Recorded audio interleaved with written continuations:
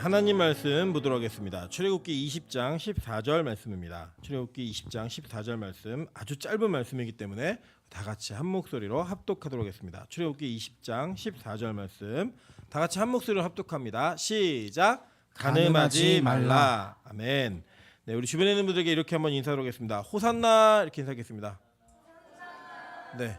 왜 오늘은 이렇게 인사하냐면 오늘은 종려주일입니다. 종려주일이어서 예수 그리스도께서 예루살렘에 입성하신 그 날을 기념해서 우리가 종려주일이라고 이렇게 부르고 있고요.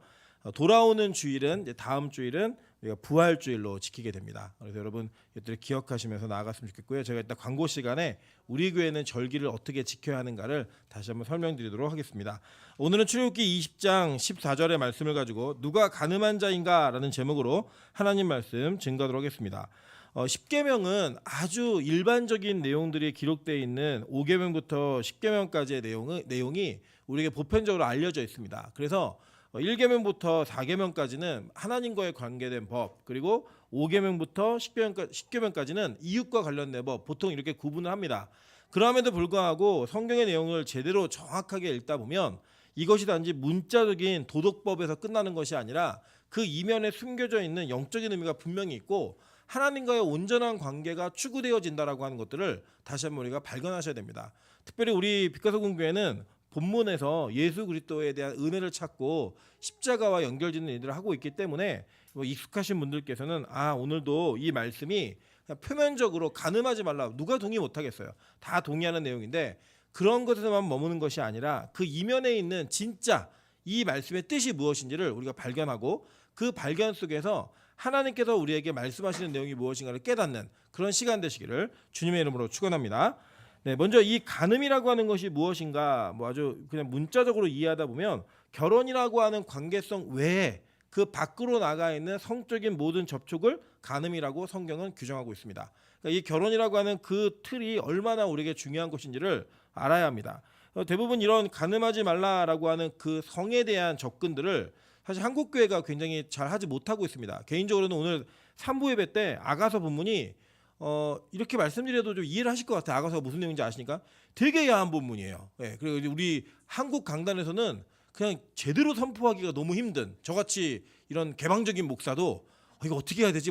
이게 마음이 들 정도로 힘든 본문입니다. 그래서 이 성이라고 하는 것이 이 유교적 사회 속에서는 굉장히 금기시되어서 공론화하기가 참 힘든 내용입니다. 그래서 사실은 한국 교회는 이 성에 대한 부분들을 잘 가르치지 않고 이것을 어떻게 규정하고 어떻게 지켜가고 어떻게 잘 누려야 하는지를 제대로 가르치지 않았습니다. 그래서 온 결과가 뭐냐면 교회 그러면 굉장히 이런 부분에 답답하고 이런 부분이 좀 이게 열려 있지 않고 대화할 수 없는 그런 공동체로 여겨지지만 절대 그렇지 않습니다. 오늘 궁금하신 분들은 3부 예배를 들으시면 깜짝 놀라실 겁니다. 네. 어마어마한 그런 어떤 하나님께서 주신 축복의 관계라는 걸 우리가 아셔야 됩니다. 그런데 이게 특정한 관계 속에서 허락되었다라는 거예요. 그게 뭐냐면 바로 결혼이라고 하는 관계 속에서 허락되어졌습니다. 그래서 여러분 잘 한번 생각해 보세요. 결혼이라는 관계가 이 땅에만 존재하는 관계라고 제가 말씀을 드렸죠. 천국 가면은 남편이 있어요, 없어요? 없죠. 있으면 누가 그러세요? 그거 있으면 천국 아니라고. 예. 천국 가면 부인이 있어요, 없어요? 없습니다. 그거는 사실은 있으면 천국이 아니죠. 근데 남편이 있긴 있어요. 근데 한 분만 계세요. 유일한 남편이신 예수 그리스도 그 한 분만 계신다라는 거예요. 그러면 여러분 이게 참 요새 제가 JMS나 이런 것도 보면 이단들은요 그 성경에 있는 교리를 그 흉내내잖아요. 교회 교리를 흉내를 냅니다. 그 교주들이 하는 얘기가 뭐냐면 내가 메시아니까 나는 유일한 신랑이고 우리 교회를 다니는 자기를 믿는 모든 사람들 다 신부라는 거예요. 그래서 그 신랑과 신부가 합방하는 건 전혀 이상한 게 아니라는 거예요. 여러분 기독교는요 제가 다시 말씀드리지만 이 땅에서는 그런 것 없습니다. 예. 예를 들어 어떤 대형교회 목사가 훌륭한 목사 그런 얘기한다 다 이단이에요. 그냥 이 땅에서는 그런 거 없어요. 그거는 어디서 일어나는 일이냐면 천국에 가면 예수 그리스도와 교회들이 뭐예요? 저와 여러분들에게만 일어나는 일이지 이 땅에서 사람과 사람 사이에 존재하는 일이 절대 아니에요. 아니 예수님도 이 땅에 오셔서 그 일을 안 하셨어요. 예수님이 이 땅에 오셔가지고 여자들과 함께 잠자리 가지고 이러셨어요? 초림하신 예수도 안 그랬는데 지들이 뭐라고 그걸 하고 앉아있어요. 절대 그거 믿으시면 안 돼요. 그런 일 없어요. 그런데 그 유한한 관계, 그러니까 즉 이 땅에서의 그런 부부는 영원하지 않잖아요. 예, 그 유한한 관계가 왜 허락되어졌는가? 성경은 우리에게 이것을 명확하게 얘기하고 있다는 거예요. 한번 보도록 하겠습니다. 창세기 2장 20절부터 25절입니다. 아담이 모든 가축과 공중의 새와 들의 모든 짐승에게 이름을 주니라. 아담이 돕는 배필이 없으므로 여호와 하나님이 아담을 깊이 잠들게 하시니 잠들매 그가 그 갈빗대 하나를 취하고 살로 대신 채우시고 여호와 하나님이 아담에게서 취하신 그 갈빗대로 여자를 만드시고 그를 아담에게로 이끌어 오시니 아담이 이르되 이는 내 뼈 중에 뼈요 살 중에 살이라 이것을 남자에게서 취하였은즉 여자라 부르리라 하니라. 이러므로 남자가 부모를 떠나 그의 아내와 합하여 둘이 한 몸을 이룰지로다. 아담과 그의 아내 두 사람이 벌거벗었으나 부끄러워하지 아니하니라라고 얘기합니다. 이 남자라고 하는 이거를 히브리어로는 이쉬라고 얘기하고 여자를 이샤라고 얘기합니다. 근데 그게 무슨 뜻이냐면 여자라는 이샤라는 뜻은 남자로부터 나왔다는 뜻이에요. 남자 여자가. 그리고 이 두 존재가 합해져서 사람이라고 부를 때 그 사람을 아담이라고 부릅니다. 그래서 성경은 우리에게 주신 이 말씀 속에서 어떠한 특정한 비밀을 숨겨 놓으셨다라는 거예요. 여러분 잘 한번 생각해 보세요. 아담에게는 부모가 있어요, 없어요? 없잖아요. 그죠? 그래서 이제 흔히 얘기하기로 배꼽 없는 유일한 인간, 그럼 아담 이렇게 보통 얘기를 해요. 예. 배꼽은 엄마 뱃속에 있었기 때문에 생기는 거잖아요. 그래서 저는 제 동생하고 배꼽이 똑같습니다. 이유가 뭐냐면 같은 의사 선생님이 자르셨기 때문이에요. 예. 우리 민하영 조사는 동생하고 눈이 똑같아요. 같은 의사 선생님이 수술해 주셨기 때문에 동일한 게 있는데 이 아담은 실제로 생리학적으로 어떤 생물학적인 과정을 통해서 태어난 존재가 아니에요. 그래서 그에게는 부모가 사실 없습니다.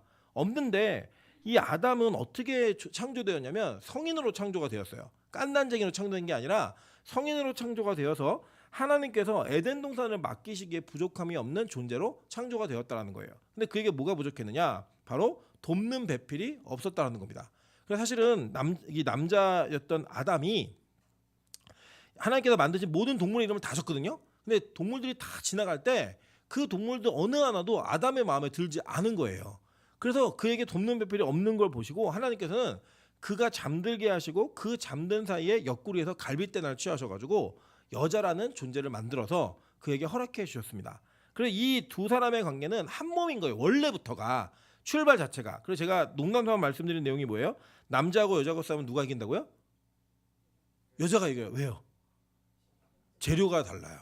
일단 남자는 흙으로 만들었고 여자는 뼈로 만들었어요. 그리고 여자가 최신형이에요. 그리고 구형은 절대 신형을 이길 수가 없습니다. 그래서 전쟁하시면 안 되는데 어쨌든 그런 것들을 차처하고도 중요한 건 뭐냐면 이 두 사람은 한 뿌리로부터 나왔다는 거죠. 하나님으로부터 나왔고 그 여자는 또 남자에게 출생되어진 존재다라고 얘기합니다. 그래서 하나님께서는 이 관계 속에다가 의미를 부여하셨어요. 여러분 이게 얼마나 중요한 거냐면 이런 겁니다.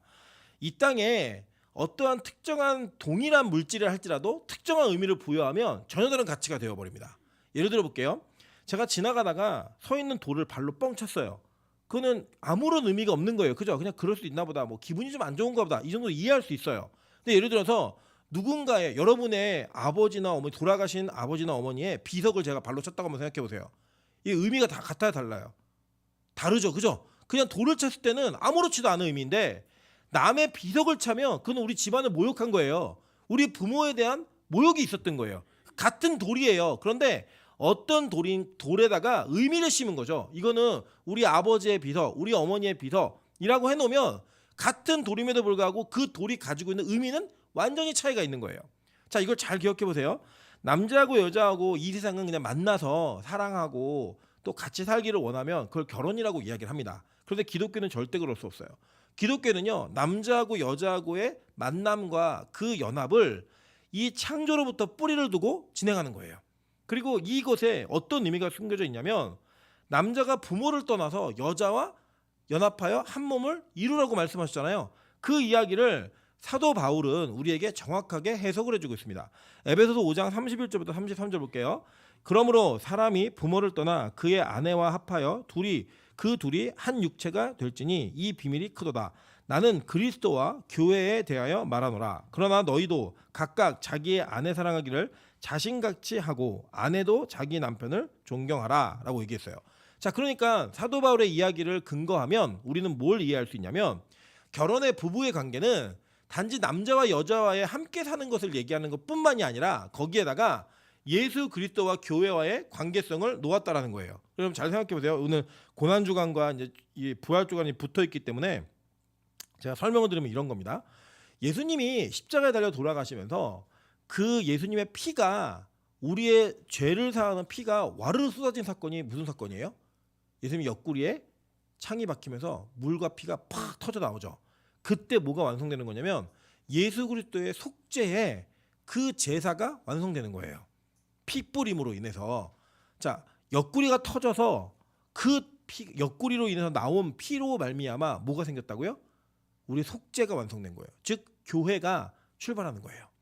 이 물론 구약의 공동체인 카할이라고 하는 그 교회는 예수의 보혈이 어떻게 역사하고 있는지 어린 양의 피로서 계속 증명되고 있지만 실제이신 예수가 그 옆구리가 터지면서 교회가 나오는 거예요. 그리고 그 교회가 나온 것을 하나님께서는 구약에 힌트를 담아 놓으셨는데 자고 있는 아담의 옆구리에서 뼈를 뽑아가지고 옆구리가 터진 거죠. 나와갖고 그 여자가 완성되는, 교회가 완성되는 것을 보여주고 계신 거예요. 그럼 여러분 잘 보세요. 도마가 예수님을 확인할 때 뭘로 확인하죠? 옆구리에 손의 못자국과 옆구리에 창자국을 보고 나의 하나님이라고 고백을 합니다. 그러니까 옆구리에 뭐가 남아있는 거냐면 나의 하나님의 흔적이 남아있는 거예요. 그러니까 하나님께서는 부부간의 관계를 예수 그리스도와 우리 교회와의 관계로서 이렇게 대비시켜 놓으시면서 힌트를 하신 거예요. 앞으로 너희가 어떻게 구원을 받을지, 우리가 어떻게 구원받는 존재가 될지. 어떻게 구원받는 거냐면요, 예수와 한 몸이 될 때 구원받는 겁니다. 그 한 몸이 되는 게 뭐냐? 그 세례 가운데 같이 죽는 거고요, 같이 사는 거예요. 그 한 몸이 되었을 때 구원받는 은혜가 있는 겁니다. 그리고 그 안에다가 뭘 담아 놓으셨냐면 이 부부간에서 성적인 관계, 성관계가 엄청 기쁜 관계로 놓으시면서 예수와 교회가 하나가 되었을 때 어떤 기쁨이 있는가, 이거를 거기에다가 심어 놓으신 거예요. 그러니까 흔히 많은 사람들이 얘기하는 것처럼 하나님께서 인간에게 성을 허락하신 이유가 캐톨릭은 뭐라고 얘기하냐면 출생을 위해서만 허락하셨다고 얘기를 해요. 그래서 지금도 캐톨릭에서는 그 피임하는 게 죄입니다. 피임하면 안 돼요. 거기 교리적으로. 근데 우리 기독교는 그렇게 믿지 않아요. 기독교는요, 성적인 연합을 어떻게 이해하냐면 그리스도와 교회가 어떻게 교제하는가의 관계성을 갖고 이야기하는 거예요. 그래서 이거는 되게 기쁘고 즐거운 일이고 그걸 누릴 수 있는 관계 속에서는요, 무한한 누림을 가져도 괜찮은 일입니다. 그래서 예수 그리스도와 교회가 하나가 되듯이 남자와 남편과 아내가 이씨와 이씨가 하나가 됐을 때 그 하나가 되면서 누리는 기쁨은 그 정도로 크다는 거예요. 그래서 하나님은 이 결혼의 관계 속에 성이라고 하는 축복을 불어넣으셨습니다. 그래서 그 한 몸이 된다라고 하는 그 이야기는 실제로 영적인 이야기도 있지만 그 하나됨을 통하여서 어떠한 관계가 이루어지는가를 정확하게 표현해주고 있는 거예요. 그래서 성경은요, 출발을 남자와 여자와의 혼인으로 출발을 해서 마지막도 예수 그리스도와 교회의 혼인으로 마칩니다. 한번 볼까요? 계시록 19장 7절부터 10절입니다. 우리가 즐거워하고 크게 기뻐하며 그에게 영광을 돌리세. 어린 양의 혼인기약이 이르렀고 그의 아내가 자신을 준비하였으므로 그에게 빛나고 깨끗한 세마포 옷을 입도록 허락하셨으니 이 세마포 옷은 성도들의 옳은 행실이로다 하더라. 천사가 내게 말하기를 기록하라. 어린 양의 혼인잔치에 청함을 받은 자들은 복이 있도다 하고 또 내게 말하되 이것은 하나님의 참되신 말씀이라 하기로 내가 그 발 앞에 엎드려 경배하려 하니 그가 나에게 말하기를 나는 너와 및 예수의 증언을 받은 내 형제들과 같이 된 종이니 삼가 그리하지 말고 오직 하나님께 경배하라. 예수의 증언은 예언의 영이라 하더라 라고 얘기합니다. 자, 이게 무슨 내용인지 이해되시죠? 지금 계시록 마지막에 가면 새하늘과 새 땅이 우리에게 올 때 예수님께서 재림하실 때 어떤 일이 벌어지냐면 우리는 다 신부가 되는 거예요. 깨끗한 세마포 옷을 입고 그 세마포 옷을 입은 신부들이 신랑이신 예수와 연합하는 장면으로 성경의 마지막 구원이 이루어지는 겁니다. 그러니까 첫 번째 출발도 결혼의 문제에서 이루어졌고 마지막 완성도 결혼의 문제로 이루어지는데 그 대상은 분명히 달라요. 첫 번째는 남자하고 여자였어요. 타락할. 근데 마지막에는 온전한 구원자이신 예수와 그리고 영원한 신부되는 우리들, 이 관계 속에서 이 혼인이 이루어지면서 이 성경 자체가 완성이 되는 겁니다. 그러니까 이 혼인은 굉장히 중요한 관계예요. 그리고 이 중요한 관계 속에 담겨진 의미는 우리가 생각하는 것보다 훨씬 큰 의미가 있다는 겁니다. 실제로 예수님도 이 땅에서 말씀하셨습니다. 요한복음 15장 4절부터 6절입니다. 내 안에 거하라 나도 너희 안에 거하리라. 가지가 포도나무에 붙어있지 아니하면 스스로 열매를 맺을 수 없음같이 너희도 내 안에 있지 아니하면 그러하리라. 나는 포도나무요 너희는 가지라. 그가 내 안에 내가 그 안에 거하면 사람이 열매를 많이 맺나니 나를 떠나서는 너희가 아무것도 할 수 없음이라. 사람이 내 안에 거하지 아니하면 가지처럼 밖에 벌어져 마르나니 사람들이 그것을 모아다가 불에 던져 사르느니라 라고 얘기하면서 이 포도나무에 붙어있는 가지들, 이 가지들이 한 몸을 이루는 그 몸으로서 이루어졌을 때 온전히 구원의 은혜가 있다라고 얘기하는 거예요. 여기 떨어지면 너희들 다 불타는 지옥에 들어가. 이 얘기가 똑같은 얘기잖아요. 지금 이 얘기가. 그래서 하나님께서는 이 결혼이라고 하는 관계를 통하여서 하나님의 구원이 어떻게 이루어질지, 그리고 그 안에서 이루어지는 성적인 연합이 얼마나 큰 가치가 있는 일인지를 우리가 설명해주고 있는 거예요. 한번 저희 볼게요. 호세아 2장 19절부터 20절입니다. 내가 내게 장가들어 영원히 살되 공의와 정의와 은총과 긍휼히 여김으로 내게 장가들며 진실함으로 내게 장가들니 내가 여호와를 알리라 라고 얘기했어요. 자, 하나님이 뭐라고 말씀하시냐면 내가 너한테 장가들 거야 라고 얘기한 거예요. 하나님이 신랑이죠. 그리고 우리는 신부예요. 근데 이 신부인데 그 뒤에 보면 내가 여호와를 알리라 할 때 그 히브리어가 야다라고 하는 히브리어인데 이게 알다, 확인하다 이런 의미예요. 근데 이 야다라는 단어가 언제 쓰이냐면 이 예를 들면 이런 거예요. 우리식으로 얘기하면 걔 이제 다 커서 남자를 알아. 걔 다 커서 여자를 알아. 내가 결혼해 보니까 남자를 알아. 결혼해 보니까 여자를 이제 알아. 이 얘기하는 게 여러분 어떤 의미인지 아시죠? 그러니까 이전에 처녀이고 총각일 때는 모르던 부분이 있던 거예요. 그게 뭐냐? 성이에요. 성적인 건 모르는데 이 성적인 것까지 다 알게 되는 거를 야다라고 히브리어는 씁니다. 그러니까 이 관계 속에서 하나님이 내가 너한테 장가를 들 건데 그 장가들므로 인하여서 너는 나를 알게 될 거야 라고 하는 건 뭐냐면 그 성적인 연합을 이루는 기쁨도 같이 공유하면서 서로 아내가 되고 부인이 된다는 얘기를 하는 거예요.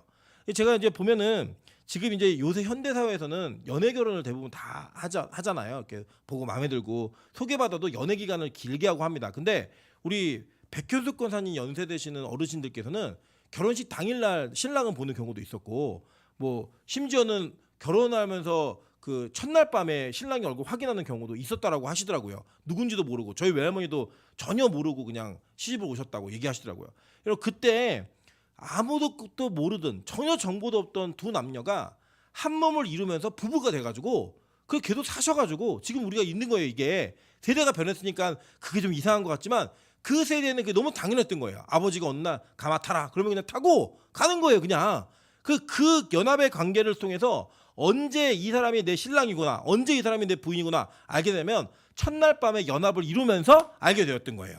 그것처럼 하나님께서는 우리와 함께 그 연합을 통하여서 온전함을 이루겠다라고 말씀하셨고 그것이 바로 우리가 다루고 있고 관심이 있어 하고 있는 성이라고 하는 그 영역 속에 담겨진 하나님의 그 베이스가 분명히 있는 거예요. 결혼, 그리고 그 결혼 속에는 그리스도와 교회와의 연합, 이게 담겨져 있는 거예요. 자, 그러니까 지금 오늘 이 이스라엘 백성들은 어떤 존재들이었냐면 애굽 땅에서 자신들이 섬기던 주인의 신을 섬기던 존재들이었어요. 그 신이 더 크다라고 믿었던 존재들이었다고요. 그러니까 이미 그들은 가늠한 상태에서 하나님의 은혜로 말미암아 건진받은 백성들이었고 그 영적인 의미가 이들에게 포함되어 있는 거예요. 그러니까 이 명령은, 계명은 도덕적으로도 남자와 여자와 연합을 할 때 유부녀나 유부남과 연합하지 말라라고 하는 분명 의미도 있지만 동시에 그 안에 하나님께서 영적인 의미를 담아 놓으심으로 말미암아 하나님과 우리와의 관계가 어떤 관계인지를 설명해주고 그 관계 속에서 우리의 특정한 행위가 실제로 가늠하는 행위로 이어질 수 있는 불안 요소가 있기 때문에 하나님은 이 계명을 십계명 안에 넣으셔서 너희들 가늠하지 말라라고 말씀하신 거예요. 여러분 잘 생각해 볼게요. 이게 지금 같은 현대 사회에서는 이동도 자유롭고 개인적인 그 보안이 이루어지기 때문에 이 누군가를 속이고 범죄와 죄악을 저지르는 게 좀 가능한 세대입니다. 그러니까 예를 들면 우리 옆집에서 무슨 일이 일어나는지 모르잖아요. 아랫집에서 살인 사건이 일어나도 보지 않으면 몰라요. 근데 지금 출애굽해서 그 광야 생활하고 있는 이스라엘 백성들은 어디서 잠을 잤죠? 네? 광야에 있는 텐트에서 잠을 잤단 말이에요. 그러니까 이 텐트는 옆집에서 하는 소리가 들릴까 안 들릴까요? 들리죠. 예를 들어서 옆집에서 부부싸움 하면 다 아는 거예요. 그 주변에 있는 모두가 다 아는 거예요. 야, 쟤네 어제 크게 싸우대? 아는 거예요. 예, 뭘 갖고 싸우네? 뭐 갖고 싸우더라. 이게 너무 가까운 것도 그렇게 좋은 것 같진 않아요. 제가 옛날에 그 다니던 학교가 총신대학교를 다녔는데 전교 한 학년이 400명이에요. 그러니까 전교생이 1,200명밖에 1,600명이에요. 1,600명. 그러니까 이제 다 알아요. 학년들. 그래서 인사가 뭐냐면 너 어제 왜 안 왔어? 이래요. 예, 학생들끼리 너무 조그마니까 다 아니까. 그러니까 이게 빠져도 고민이고 안 빠져도 고민이고 너무 힘들어요. 우리 교회가 힘든 게 왜 힘드냐면 대형 교회는 왔는지 안 왔는지 몰라요. 하루 좀 빠져도 괜찮아요. 근데 우리 교회 안 오면 티 난다 안 난다? 난다. 그런데 좀 등치 큰 분들이 빠지면 더 티가 나요. 더 티가. 이게 어려운 교회예요. 굉장히 빠지기도 힘들고 어려운 교회예요. 아마도 이 사람들은 그 텐트 생활을 하면서 광야 생활할 때는 자신들의 사생활이 다 공개되어 있는 거예요. 그냥 천막 하나만 쳐 있지 다 공개되어 있는 거예요. 여기에서 불륜이라고 하는 간음이 가능하다고 생각하십니까? 실제 이게 가능한 일이 되게 어려운 일이에요. 불가능하진 않았겠지만 죄는 어떻게든 짓지만 일반적으로 지금 짓는 상황보다는 훨씬 더 어려운 상황이었다는 건 뭐 다 인정하실 거예요. 그러니까 아마 이 계명은 단지 그들의 삶 속에 어떤 가정이 파괴되는 그러한 죄악을 짓지 말아라는 그 의미보다는 더 깊은 것에 대한 의미가 있는 것을 그 국민이 다 알았을 거예요. 분명하게 인정할 수 있었고 그 내용이 이 계명 안에 담겨져 있다라고 하는 겁니다. 근데 이 간음이 도대체 그러면 하나님과의 관계라면 어떻게 시작하는가 이거예요. 자, 이거 보면 이런 겁니다. 성경이 말하는 남편과 부인의 이 관계는요. 여러분 여성분들 기분 나쁘셔도 어쩔 수 없는데 성경의 원리가 그래요. 성경의 원리는 남자는 여자를 소유하는 거예요. 결혼을 하게 되면. 그래서 이 소유물에 대한 사랑과 애정을 갖고 잘 다스리고 통치하는 게 방법이었어요. 그래서 여러분 나중에 이제 저희가 율법을 더 깊게 배울 시간이 있으실 텐데 레위기 어차피 갈 거니까 레위기 민수기 보시면 신명기도 마찬가지고 어떤 내용들이 담겨져 있냐면 어떤 남자와 여자가 혼인하지 않은 채 관계를 갖다가 이제 이게 발각이 되잖아요. 그러면 남자는 여자의 아빠인 장인에게 빙패금, 그러니까 이제 한마디로 얘기하면 결혼 지참금을 주고 이 여자를 데리고 오는 거예요. 그 이 여인은 어떤 잘못을 해도 헤어질 수 없는 부인이 됩니다. 그러니까 이게 소유물이 되는 거예요. 이게 돈을 주고, 여러분 예를 들면 돈을 주는 이유가 뭐예요? 사는 거잖아요. 그러니까 그 소유물의 개념이었다고. 이거는 그 당시 문화가 그랬어요. 그래서 뭔가 소유된 것이기 때문에 상위 하위의 개념이 있는 거예요. 이 개념은.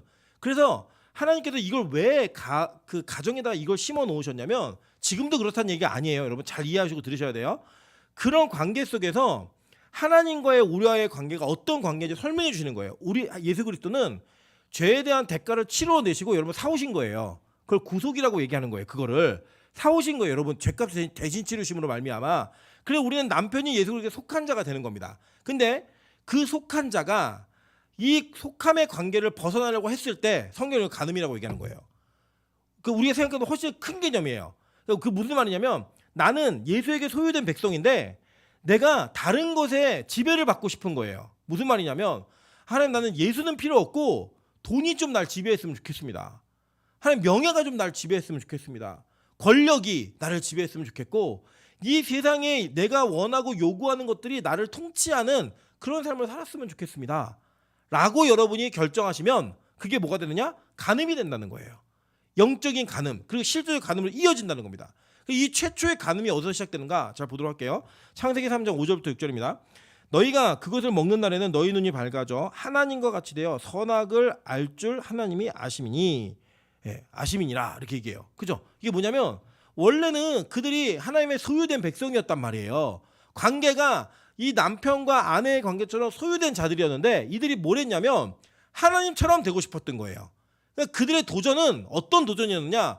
부모를 공경하는 태도를 버리는 것이기도 했지만 동시에 자기가 소유되었던 하나님과의 관계성을 깨버림으로써 자기 자신이 하나님처럼 되고 싶은 누군가를 소유하고 싶어하는 이런 관계로 올라섰을 때 그것을 성경은 뭐라고 얘기하느냐? 간음의 관계가 되었다라고 말하는 거예요. 그 실제 간음의 출발은 이거로부터 출발합니다. 물론 성경은요 도덕적 윤리적 관점에서 실제적인 간음을 철저하게 배격하고 있는 걸 보게 됩니다. 볼까요? 레위기 20장 10절입니다.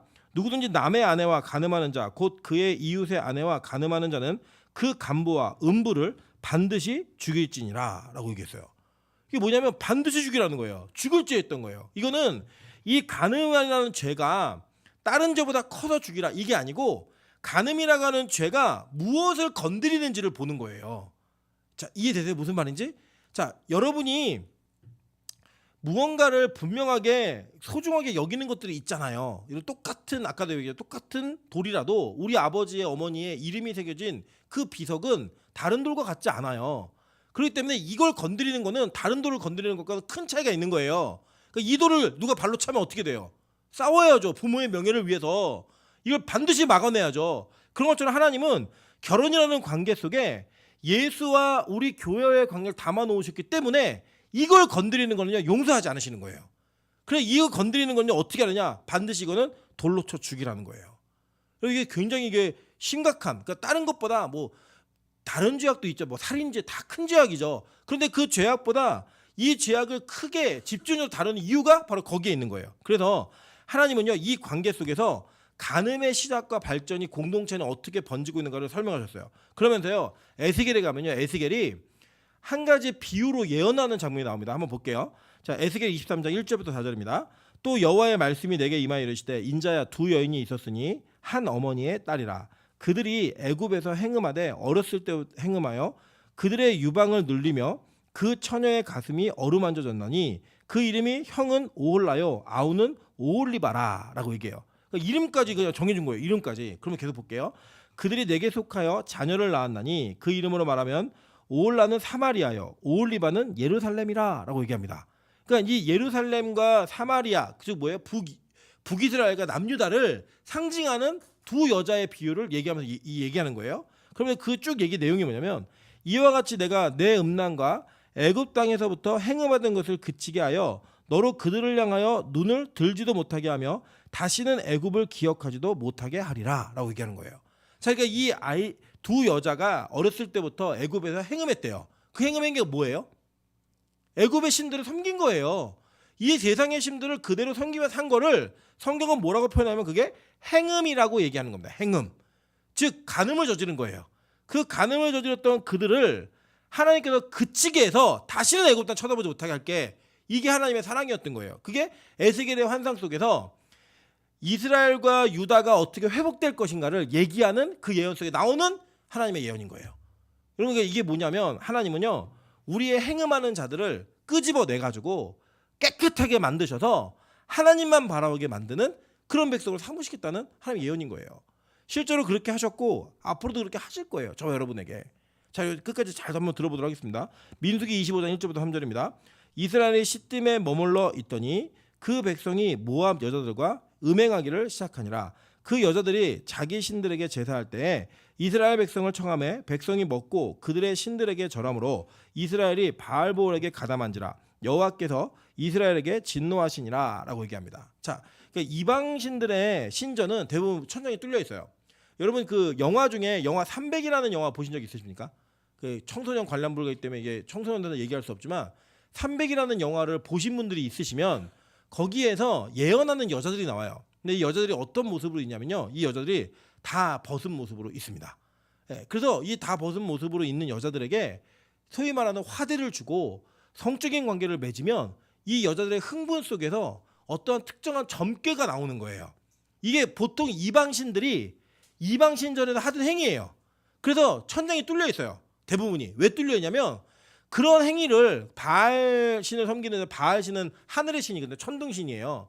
바알신이 위에서 보고 천장이 뚫려 있는 그 신전을 보고 그 안에서 집단적인 어떤 성적 관계들 그리고 그 창기 공창이죠. 그러니까 사제이지만 창녀예요.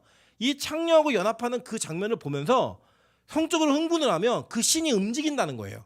그게 이제 그 이방신들의 논리예요. 그러니까 이게 얼마나 사람들에게 그 깊은 매력적이었냐면 이런 겁니다. 내가 그냥 음행하기는 찝찝해요. 근데 교리를 만든 거예요. 교리를 만들어서 그 교리 속에서 음행하는 것들이 합법적으로 올라가 버리면 그걸 하는 데 있어서 죄책감이 사라지게 됩니다. 그리고 잘 생각해보세요. 이단들이 왜 자꾸 교리로서 그걸 만드냐면요.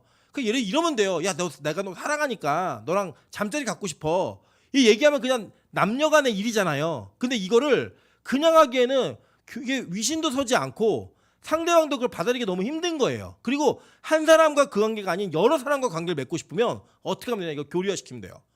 그러면 그걸 하는 자도 교리가 그러니까 이게 되는 거고, 그거 당하는 사람들도 교리가 그러니까 이런 그냥 받아들이는 거예요. 그러니까 이방 신들을 섬기는 자들이 하는 행위가 뭐냐면 이런 것도 다 교리화시켜요. 범죄 행위를, 이 간음의 행음 행위를 교리화시키면 반드시 이거는요 그들의 어떤 삶 속에 들어갈 때 정당성이 생깁니다. 이상한 것 같은데? 그러나 이게 교리잖아. 이게 우리 믿는 믿음이잖아. 이걸로 그냥 다 상쇄시켜 버리는 거예요. 그래서 잘 보시면 이스라엘이 시딤에 머물러 있는데 모압 여자라고 행음하기를 시작합니다. 음행을 시작하는데 이 음행 속에는 보세요. 그 여자들이 자기 신들에게 뭐 할 때? 제사할 때. 그러니까 이 제사 속에 성적인 연합의 행위가 들어가 있는 거예요. 그래서 이들은 그 행위를 하면서 자신의 육체의 쾌락도 즐기지만 동시에 자신의 영혼을 그 신들에게 맡기는 거예요. 음행하는 창기들과 연합함으로 말미암아 한 몸이 되는 거예요. 그 창기들과 같이. 그래서 창기가 되는 거예요. 그 순간에. 그런 모습으로 이스라엘 백성들이 타락합니다. 그때 하나님께서 이 이스라엘 백성들이 시딤에서 이 범죄를 저지를 때 하나님께서 지도자들 다 목매달아 죽이라고 얘기하고요. 심지어는 어떠한 족장이 고습이라고 하는 이 사람과 연합을 해서 그 모함자를 데리고 천막에 들어가니까 비느하스가 들어가고 창으로다가 그들을 꿰뚫어서 꼬치 만들어서 나와요. 그때서야 하나님이 그 진노를 멈추세요. 그 정도로 이 음행은 영적인 의미가 담겨져 있는 것이고 종교적 행위와 직접적 연관이 있는 거예요. 그래서 그 간음 죄 자체는 용서받을 수 있는 죄예요. 용서받지 못한 자가 이 땅에 어디 있어요. 여러분 아시잖아요. 간음 저질렀는데 용서받은 성경의 대표적 인물이 누구예요? 기억 안 나세요? 예수님이 간음을 저지르셨어요? 예수님이 누가 간음을 저질렀죠? 다윗이 그랬잖아요. 다윗이. 심지어는 마태복음 족보를 보세요. 다윗이 누구에게 솔로몬을 낳냐면 우리아의 아내에게 솔로몬을 낳았다고 얘기해요. 남의 자기 부하의 여인을 통해서 솔로몬을 낳았다고 얘기해요. 근데 그 사람이 족보에 들어가 있고요. 다윗이 용서 받았어요? 못 받았어요? 받았잖아요. 죄 자체가 용서 못 받는 게 아니라 그 죄의 행위에 담겨지는 의미가 너무나 심각하기 때문에 성경은 이 죄악을 엄청나게 중요한 죄로 다루면서 종교적 행위 안에 있는 이방 종교와 이방 신들에게 제사하는 행위, 그들을 섬기는 행위가 다 음행이라고 얘기하는 겁니다. 이게 되게 중요한 개념이죠. 자, 그래서 성경을 이렇게 얘기합니다. 사사기 2장 11절부터 17절입니다.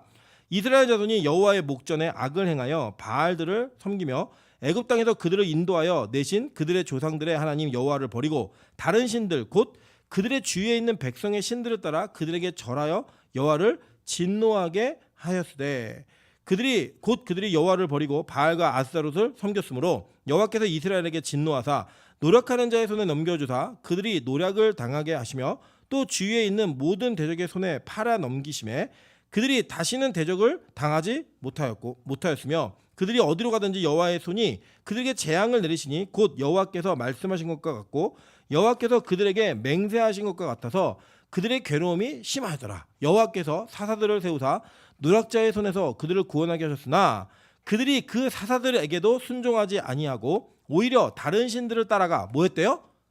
음행하며 그들에게 절하고 여호와의 명령을 순종하던 그들의 조상들이 행하던 길에서 속히 치우쳐 떠나서 그와 같이 행하지 아니하였더라 라고 얘기합니다. 그러니까 성경이 음행에 대해서 철저하게 배격하고 이것을 중요한 이슈로 다루는 이유는 뭐냐면 하나님을 섬기지 않는 그리고 다른 신들을 섬기는 모든 행위를 다 음행으로 간주하기 때문이에요. 그것을 그 결혼관계 속에 담아 놓으셨기 때문에 하나님께서는 그 모든 것들을 다 음행이라고 얘기하는 겁니다. 그러니까 기독교는 유교적 관점의 남녀 칠세 부동서, 여자의 정조를 지키고 이런 의미에서 음행을 죄악시 여기는 게 아니에요. 여러분, 그러니까 그런 관점으로 교인들을 바라보고 그런 관점으로 사람을 판단하면 안 돼요. 그래서 우리 한국 교회에 제가 청년 때 그 청년 20살 막 이랬을 때 유행했던 거 뭐냐면 순결 서약 이런 게 있었어요. 반지 만들어 끼고 그거를 지키겠다 얘기하는 것들이 있어서 그런 것들을 많이 동참을 했습니다. 제가 단언코 얘기하는데 그것 때문에 그 약속 지키는 데 없어요. 예, 다 무너졌고요. 다 망했습니다. 설문조사 보세요. 요새는요. 옛날에는 손만 잡아도 결혼해야 됐잖아요. 그래서 옛날에 보면은 막 코미디언들이 예쁜 여자를 납치해가지고 호텔방에서 하루 같이 있었다는 것 때문에 여자들이 어쩔 수 없이 결혼하기도 하고 이런 일들은 막 나와서 막 얘기하더라고요. 그냥 결혼 에피소드 얘기하듯이. 지금 그런 여자도 있나요? 예를 들어서 지나가다가 그럼 남자도 그 손을 잡으면 모르는 여자의 손을 잡으면 결혼해야 돼요, 안 해야 돼요?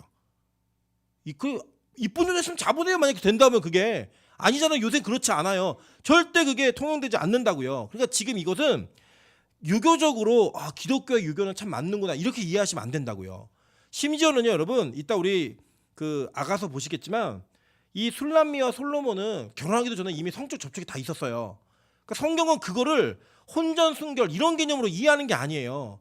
성경이 말하는 내용은 뭐냐면 그 관계 속에 담겨지는 영적 의미가 너무 중요하기 때문에 이것을 어기고 이것을 선을 넘는 것들을 너무나 적대시하고 너무나 철저하게 다루는 거예요. 이해되시죠? 무슨 말인지 이해되시죠? 그러니까 유교적 관점으로 이해하시면 안 돼요. 그래서 막 혼전 순결을 잘 지킨 사람은 뭐 거룩한 사람, 그렇지 못한 사람은 이런 개념이 아니라고요. 육체의 순결을 중요시 여기는 게 아니라 영적인 순결에 더 무게중심을 두고 성경 우리에게 가르치고 있는 겁니다. 즉 이건 무슨 얘기냐면 저와 여러분이 이 땅에 살면서 하나님께서 주신 여러 가지 영역들이 있는데 여러분이 마음 뺏기는 것마다 음행한 거예요. 예를 들어서 여러분이 실제 남편을 하나님보다 더 사랑했다? 음행하신 거예요. 내 부인을 하나님보다 더 사랑했다? 음행하신 거예요. 주님이 주신 자녀를 하나님보다 더 사랑했다? 음행하신 거예요. 그래서 성경은 이해할 수 없지만 우리에게 남편도 아내도 자녀도 나를 위하여 버리라고 얘기하는 거예요. 그 관계가 형성되었을 때 나머지가 온전한 관계가 된다고 이야기하는 겁니다. 여러분 이게 한 극단적인 목사의 얘기라고 얘기하시면 안 되고 성경에 있는 이야기 그대로 전달드리는 거예요.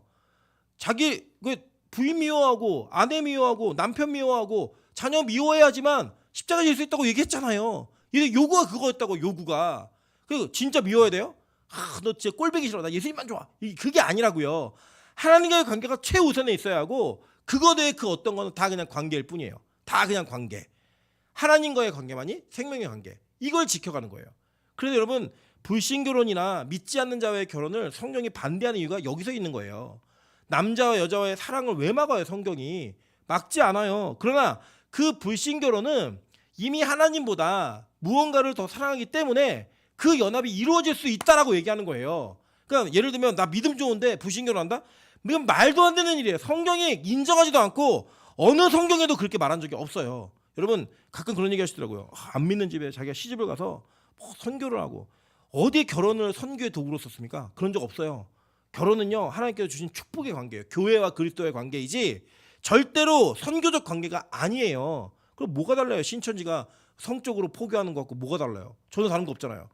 그런 거 아니에요. 오히려 이거는 하나님께서 우리에게 주시는 하나님과의 관계가 얼마나 축복된 일인지를 설명해주고 이해시키는 명령이라는 거예요. 그래서 간음하지 말라는 이 땅에 이 세상에 하나님이 아닌 다른 곳에 마음 뺏기지 말아라. 이것과 동일한 명령이에요. 이걸 설명하고 싶었던 거예요. 지금까지. 그래서 보겠습니다. 호세아 4장 11절부터 19절입니다. 음행과 묵은 포도주와 새 포도주가 마음을 빼앗느니라. 내 백성이 나무에 묻고 그 막대기는 그들에게 고하나니 이는 그들이 음란한 마음에 미혹되어 하나님을 버리고 음행하였음이니라 라고 얘기해요. 그죠? 이게 뭐예요? 음행과 묵은 포도주와 새 포도주가 마음을 빼앗았대요. 그래서 그들이 그 마음 뺏겨서 한 행위가 뭐냐면 나무에게 묻는다는 거예요. 뭐 이게 오래된 나무는 막 커가지고 막 빨간 줄 빨간 달아놓고 막 묻잖아요. 성황당 이래가지고 가서 막 기도하고 빌잖아요. 그러면 그 나무는 또 막대기는 그들에게 고한대요. 막대기가 뭐 대답한다는 거예요. 그래 그러면 웃기지 않으세요? 쌀 뿌리고 점괘 보고 짐승 피 빼가지고 그 피 모양 물에다 떨어지는 거 보고 그거 갖고 예언을 하고 이게 진짜 상식으로 생각하면 이해도 안 되는 일인데 그 짓을 한다는 거예요 우리가. 그 왜 그래요? 그게 음행이래. 음행. 그들이 음란한 마음에 미혹되어 하나님을 버리고 음행하였음이니라. 그들이 산꼭대기에서 제사를 드리며 작은 산 위에서 분향하되 참나무와 버드나무와 상수리나무 아래에서 하니 이는 그 나무 그늘이 좋음이라. 이러므로 너희 딸들은 음행하며 너희 며느리들은 간음을 행하노다. 너희 딸들이 음행하며 너희 며느리들이 간음을 하여도 내가 벌하지 아니하리니 이는 남자들도 창기와 함께 나가며 음부와 함께 희생을 드림이라. 벌 안 하겠다는 거예요. 다 똑같다는 거예요. 너무 그러니까 죄악의 수준에서 다 잘하는데 한 사람만 못하면 그 못하는 사람한테 뭔가 얘기를 하겠죠. 근데 하나님 보시니까 이 호세아 선지자가 보기에도 세상이 다 악한 거예요. 다 음행 저지르고 있는 거예요. 그러니까 아예 건드리질 않는 거예요. 여러분 이게 실제 현대교회 모습 아닙니까? 우리 교회가 하나님의 교회가 하나님만을 추구하고 하나님만을 바라봐야 되는데 교회 안에 다른 복음이 너무나 많이 들어와 있어요. 그래서 이 교회 속에서 뭘 가르치냐면 세상에서 성공하는 것이 마치 복음인 것처럼 가르치고 세상에서 성공한 사람만이 교회 일꾼이 될 수 있다고 가르치는 거예요. 그럼 목사를 뽑고 목사를 세우는데 왜 뭐 좋은 학벌이 필요하고 왜 박사학위가 필요하죠? 그리고 그게 얼마나 이 사람이 하나님을 섬기고 있고 하나님을 사랑하는가, 그게 더 중요한 거 아니에요? 그런데 실제로 그렇게 얘기하더라고요. 제가 아는 친구가 진짜 실력 있는 친구인데 그 실력 있는 친구가 어떤 마음이 있었냐면 국내에서 공부해도 충분하다 이런 마음이 있었던 것 같아요. 그리고 이 친구가 자기가 이력서를 50통을 넣었는데 한 군데도 연락이 안 온대요. 그 더 하기가 없으니까. 그런데 제가 볼 때 누구라고 말 안 하지만 제가 있는 주변에도 정말 실력이 없는데 유학 갔다 온 사람들이 있어요. 요새 유학은 돈 있으면 갔다 옵니다. 우리 권사님들 세대는 정말 공부를 잘해 갔다 왔지만 지금 돈이 있어야 가요. 돈이 있어야 갔다 왔어요. 갔다 왔는데요. 그 친구는 넣는 데마다 다 가요. 이게 이 땅이 가지고 있는 원리가 논리예요. 여러분 그래도 빛과서 공교는 자랑스러워하세요. 유학 갔다 오지 않은 목사를 담임 목사를 선택한 거는요. 여러분 자랑하셔도 돼요. 우리는 그거 안 봤다. 예. 물론 제가 부족한 건 사실이지만 그걸 보지 않고도 사람을 선택할 수 있는 기준이 있다는 건 여러분 대단한 겁니다. 이 땅은 그렇지 않다니까요. 이 땅에서는 무언가 갖추고 무언가를 가지고 있어야지만 그 사람이 훌륭한 목회를 할 거라고 믿어요. 그게 이 세상이라고요. 여러분 마찬가지 아니세요? 우리 성도가 오잖아요. 세신자가 왔는데 박사가 왔다, 의사가 왔다, 판사가 왔다, 검사가 왔다. 이러면 여러분 그 성도를 어떤 마음으로 맞으세요? 너무 귀한 분이 왔어, 대단한 분 왔어, 이럴 거예요. 근데 백수가 왔다. 그럼 뭐예요? 저네들 좀 안 왔으면 좋겠어. 우리 마음에 그런 마음 없으세요? 여러분 그게 우리 마음이에요. 그게 뭐냐? 여러분이 이미 이 세상과 음행하고 있으신 거예요. 교회라고 하는 공동체 안에 무엇이 가장 중요한 가치고 기준인가? 이걸 판단할 수 있는 기준이 없는 거예요. 제가 보니까요 그렇더라고요. 제가 섬겼던 부교육자 생활을 이야기하는 거예요. 부교육자 생활하면서 섬겼던 교회들 속에 많은 권사님들이 자기 아들이나 딸이 사위나 며느리를 데리고 왔을 때 얼마나 믿음 있는가 갖고 즐거워하시는 분 저 본 적 없어요. 진짜로요. 근데 믿음이 없어도 직업이 좋으면 자랑하셨어요. 복 받았다고 얘기하셨다고요. 그게 뭐예요? 음행한 거라고요. 교회가 그런 가치를 가지고 사람을 선택하고 말하고 있으면 이게 뭐예요? 음행한 거예요. 근데 이걸 너무 당연히 여겼다고요. 심지어는 대형교회 목사님이 설교하면서 그런 얘기 하시더라고요. 우리 교회 판사가 몇 명이고 검사가 몇 명이고 이걸 자랑을 해요. 정신 나간 거 아닙니까? 교회가 그런 사람들 모으는 법조인 공동체예요? 아니잖아요. 교회는요 얼마나 많은 죄인이 하나님의 백성이 되었는가를 자랑해야만 해요. 교회는요 진짜 하나님만이 영광 받으시기에 부족함이 없어야 되는데 그러한 이 땅에 많은 것들을 소유한 자가 왔기 때문에 이 교회가 영광스럽다는 거예요. 그게 뭐예요? 음행이라고요. 성경은 그 모든 것들을 간음으로 치부하면서 우리 모두가 간음하고 있음을 고발합니다. 이게 바로 저와 여러분이 이 땅에 살면서 누군가가 간음한 사람을 보고 아우 저 망했네, 뭐 저 사람 끝났네. 진짜 미국에서는요 간음하다 걸리면요 그 사람을 영어로 뭐라 하면 데드밋이라고 그래요. 죽은 국이라고 그래요. 쓸데없다. 이제 저 사람은 이제 뭐 하이에나들에 달라들지 뭐 쓸데없는 사람이다 이렇게 표현을 해요. 그래서 세상이 그렇게 표현할 때 우리가 그 사람들이 같이 손가락질 한다고요? 성경은 이미 저와 여러분을 간음했다라고 얘기해버렸습니다. 이게 왜 그러냐면요. 잘 보세요. 여기 뒤에 보니까 깨닫지 못하는 백성은 망하리라. 이스라엘아 너는 음행하여도 유다는 죄를 범하지 못하게 할 것이라. 너희는 길갈로 가지 말며 베다인으로 올라가지 말며 여호와의 사심을 두고 맹세하지 말지어다. 이스라엘은 완강한 암소처럼 완강하니 이제 여호와께서 어린 양을 넓은 들에서 먹인같이 그들을 먹이시겠느냐. 에브라임이 우상과 연합하였으니 내어 버려두라. 그들이 마시기를 다하고는 이어서 음행하였으며 그들은 부끄러운 일을 좋아하느니라. 바람이 그 날개로 그를 쌌나니 그들이 그 재물로 말미암아 부끄러운 일을 당하리라. 반드시 끝에 심판하시겠다는 거예요. 이런. 저는 교회가 지금 그렇게 심판하고 있다고 생각합니다. 여러분 제가 보니까요 이렇게 얘기하더라고요. 지금 이 정부가 여러 가지 일들을 행할 때 그 정부를 지지하는 세력에 빠지지 않는 내용이 들어가는 게 뭐냐면 기독교예요. 아세요? 예, 기독교가 그 마지노선의 지지를 하고 있다라고 얘기합니다.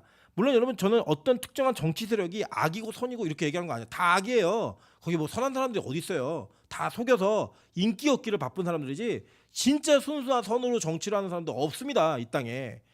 다 악이에요. 그런데요.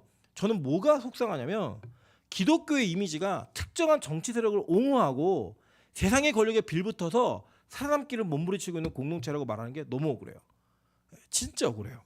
여러분 저랑 같이 이제 거의 4년째 같이 계신데 제가 어느 정당을 지지해라, 어느 정당을 따라가라 얘기한 적 있나요? 없잖아요. 우리는 그게 복음이 아니라는 걸 알고 있어요.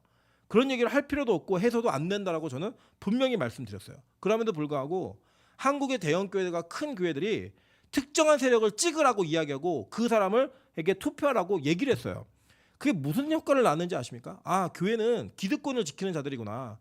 교회는 자신들의 권한과 자신들의 권력을 지키려고 몸부림치는 인간들이구나. 그것이 그들에게 세상에게 인식이 되어버린 거예요. 그게 뭐예요? 간음하고 있는 거예요. 간음의 현장을 들켜버린 거예요. 교회가 어떻게 하면 세상의 권력에 편승해서 무언가 누릴 수 있을까? 지금 여러분 흔히 아시는, 제가 이건 얘기할게요. 뭐 태극기 부대 정광훈 목사가 하는 일이 뭔지 아세요? 정당에다가 자기 원하는 사람들 다 밀어놓고 정치 세력이 힘을 얻어서 정치하고 싶어해요. 그거 왜 교회가 해요? 왜 교회가 그걸 하냐고요? 내려놓고 가야죠. 차라리 나는 그냥 자연으로 돌아간다. 난 목사 아니다 이제. 나는 정치인 정광훈이다. 이렇게 얘기를 해야죠. 그걸 어떻게 지지하냐고요. 그걸 어떻게 믿고 그걸 따르고 또 지지해줘. 사람들은 뭐예요? 저는 진짜 이해가 안 돼요. 그게 하나님의 백성들이 교회에서 도대체 뭘 배웠길래 교회를 통해서 이 세상의 권력을 추구하고 탐하는 걸 지지를 해줘요? 정신 나간 거 아니에요? 여러분 만약에 제가 그러면요 이 교회 떠나세요. 그냥 절 쫓아내세요. 여러분이 더 오래 계셨으니까. 절대 목사는 그렇게 하면 안 돼요. 목사는요 세워진 정부를 위해서 기도는 해야 돼요. 기도는 해야 되지만, 그리고 그들이 하나님의 원하시는 방향성에 맞지 않는 정책을 내놓으면 비판도 할 수 있어야 돼요. 그럴 수 있어야죠. 그런데 특정한 정치 세력이 선이고 이 사람을 지지해야 하고 이 사람을 통해서 하나님의 나라 이루어지고, 그게 어디 있어요? 그런 거 없다고요.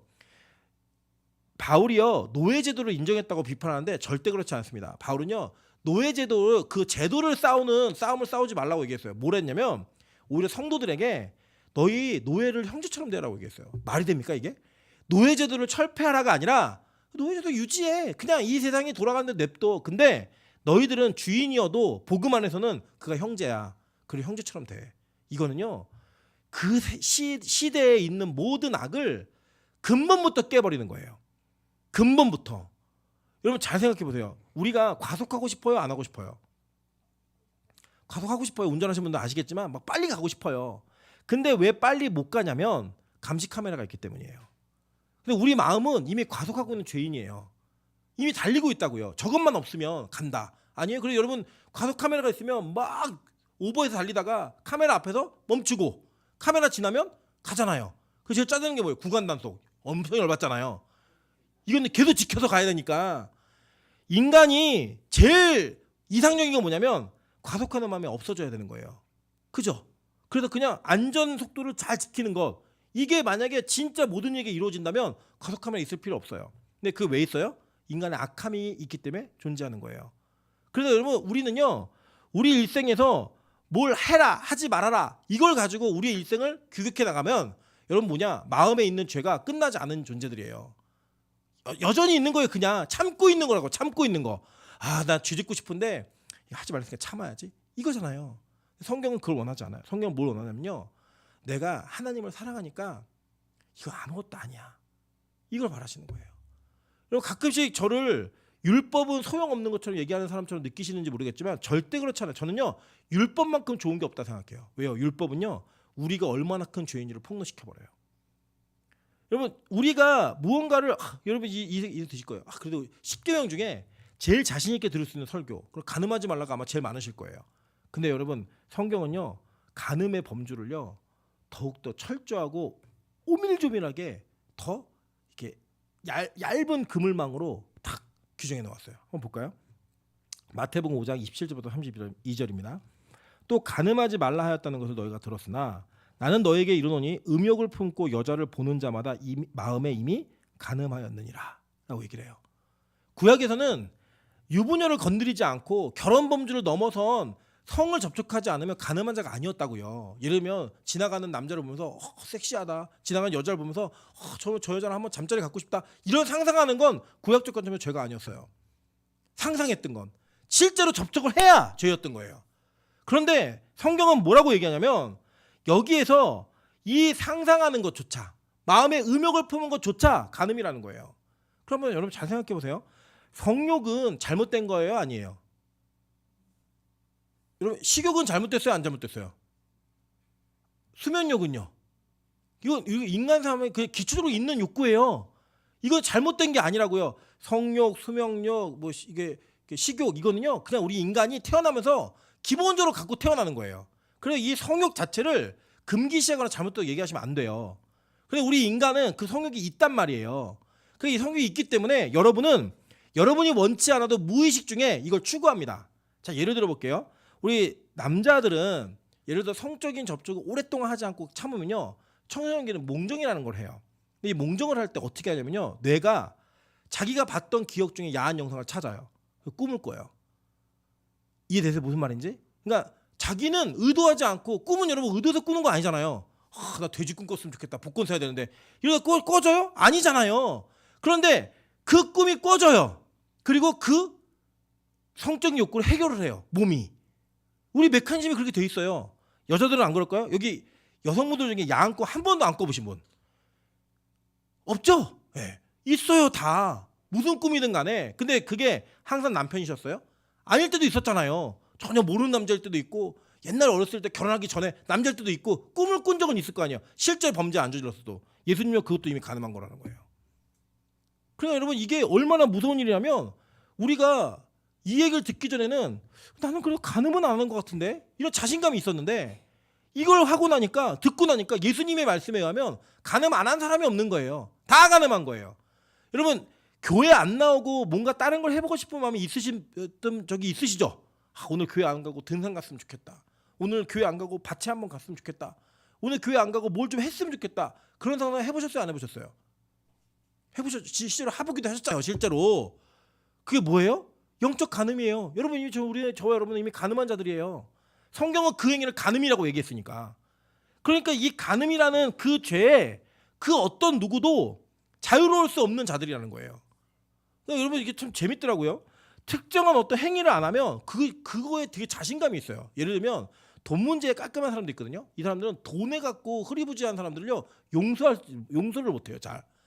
어떻게 그것도 하나 못 지키냐고.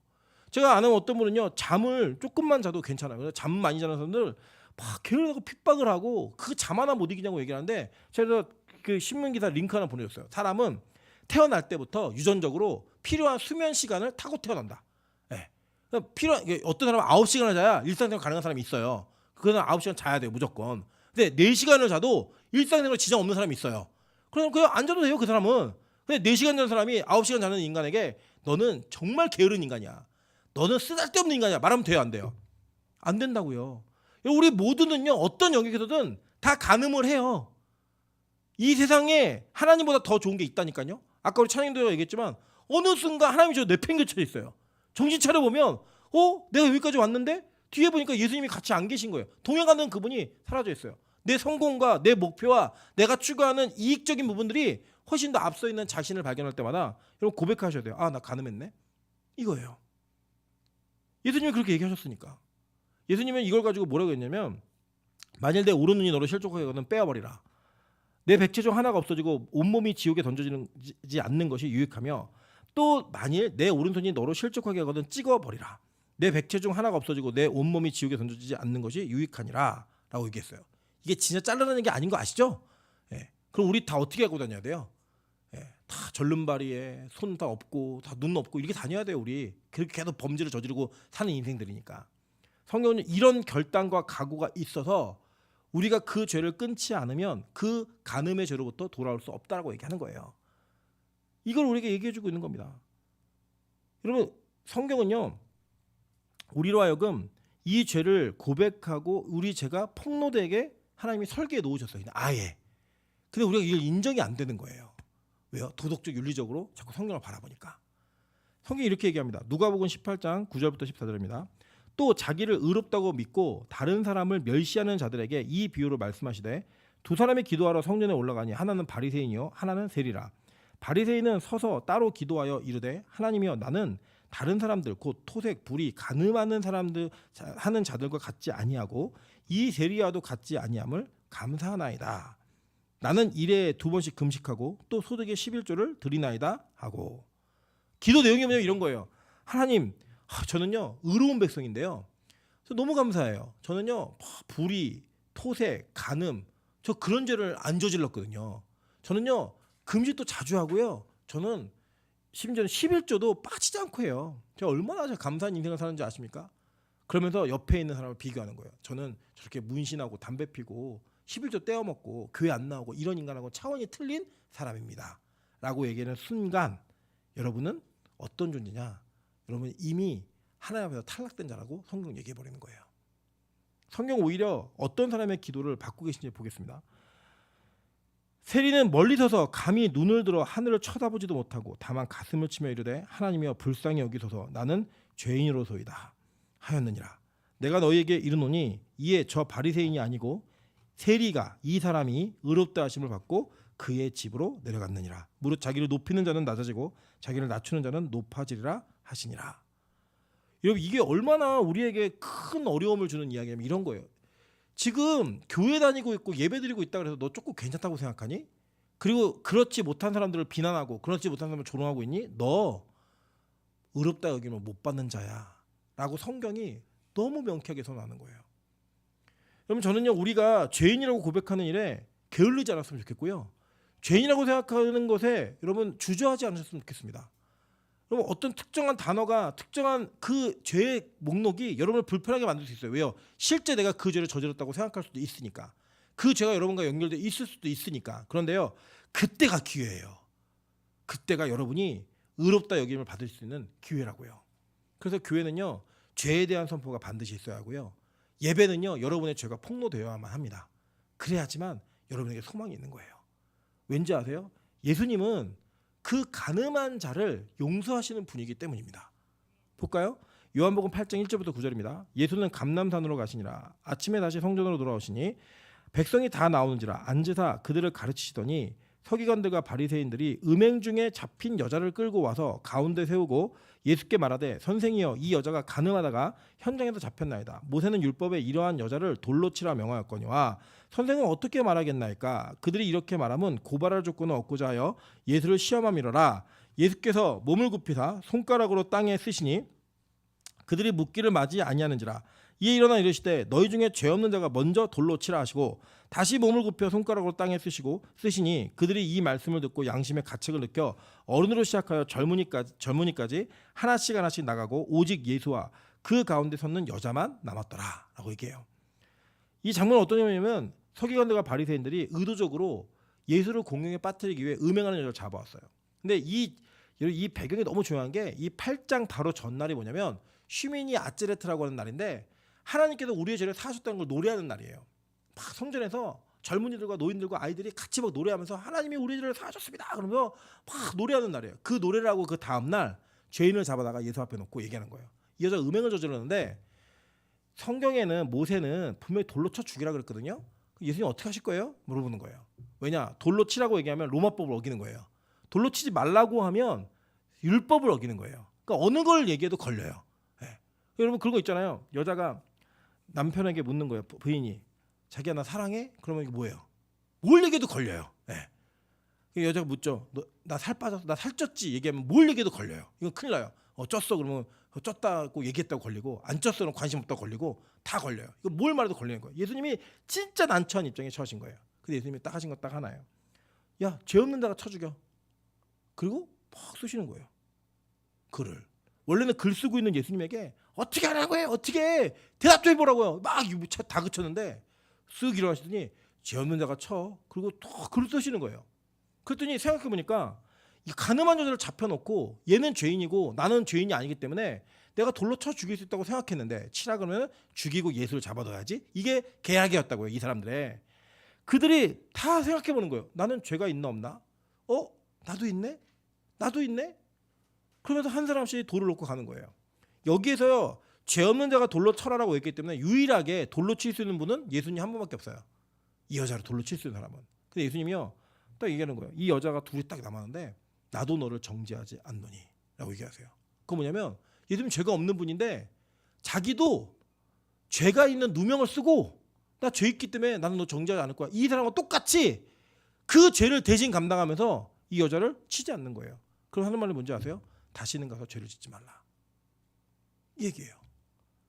예수는 가늠한 자를 용서하시는 방법을 자신이 그 죄를 대신 지시는 걸로 감당하셨어요. 원래는 예수가 죽여도 되는데 가늠한 모든 죄인들 다 죽여도 되는데 그 죄인들에게 살 길을 열어주시기 위해 자신이 가늠한 자가 되어서 그 예수 그리스도의 은혜로 말미암아 구원받는 백성에게 하신 거예요. 그걸 하시기 위해 예수님은 2000년 전 이 주간을 십자가를 향한 걸음을 한 걸음 한 걸음 걸어가신 거예요. 우리를 용서하시기 위한 예수 그리스도의 방법으로서 죄가 없는 자가 죄 있는 자가 되어서 죄 있는 자를 살린 거예요. 그래서 우리는 여러분 가늠한 자라고 고백하는 걸 두려워하지 마십시오. 보통 보면 그렇거든요. 막 대표 기도할 때 하나님 나에게 능력을 주세요. 하나님 이 땅을 고쳐주세요. 이런 걸 막 크게 기도합니다. 근데요, 저는 한 번도 주님 제가 가늠한 자입니다라는 기도를 크게 하는 걸 들어본 적이 없어요. 주님 제가 죄인입니다라고 하는 그 이야기를 들어본 적이 없어요. 네. 여러분 기억나시죠? 저희 하늘문에 초등학교 2학년짜리가 방언을 받는데 이 아이가 뭐라고 비명을 지르면 하나님 내가 죄인입니다. 하나님 내가 죄인입니다. 2학년이 무슨 죄를 얼마나 많이 짓겠어요. 근데 그 아이의 영혼에 성령이 임재하니까 하나님께서 그의 마음에 진짜 밝은 빛을 주시니까 속속들이 자신의 죄가 막 드러나는 거예요. 그러니까 그 아이가 절규하면서 하나님 내가 죄인입니다. 그런데 왜 우리는 어른이 되어서 그 고백을 못하죠? 그 아이보다 죄가 없기 때문에? 아니에요. 저는 확신할 수 있어요. 이 중에 너무 죄송하지만 제가 5가지 설명드리시면 가장 죄를 많이 지으신 분은 백현석 권사님이세요. 이유는 단 하나, 제일 오래 사셨기 때문에. 아마 제가 백현석 권사님 나이가 되면 전 더 많은 죄를 지었을 거예요. 왜요? 오래 살았기 때문에.